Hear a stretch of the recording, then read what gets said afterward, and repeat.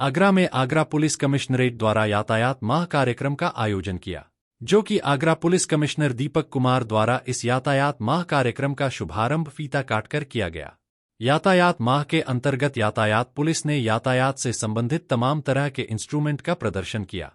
जो कि यातायात पुलिस के द्वारा प्रयोग किए जाते हैं। वहीं यातायात पुलिसकर्मी जय सिंह परमार के द्वारा आगरा की जनता को जागरूक करने का काम किया और साफ तौर से संदेश दिया कि आप अगर 2 पहिया वाहन चालक है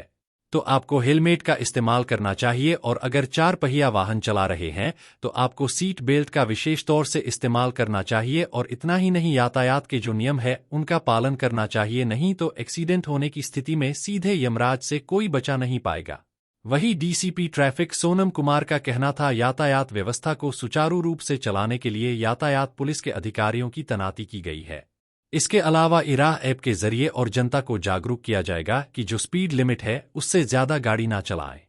यातायात के नियमों का पालन करें।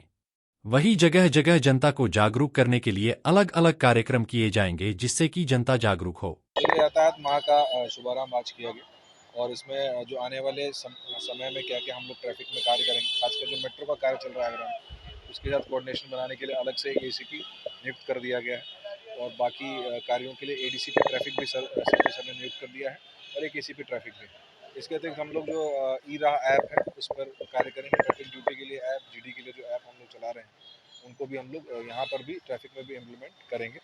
इसके अतिरिक्त गूगल के साथ मिलकर के हम लोग जो गूगल मैप्स है, क्योंकि जनता को अपने अधिकारों के साथ साथ अपने कर्तव्यों का भी ध्यान रखना चाहिए, तो जो स्पीड लिमिट है उससे ज़्यादा ना चला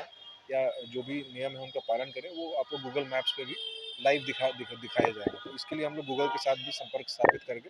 गूगल मैप्स को ही अपडेट करवाने का भी प्लान कर रहे हैं। तो इसके अतिरिक्त जो जनता है उनमें जागरूकता फैलाया जाएगा, जगह जगह उनको समझाया जाएगा ट्रैफिक नियमों का कैसे पालन करना है। आज सीपी सर ने भी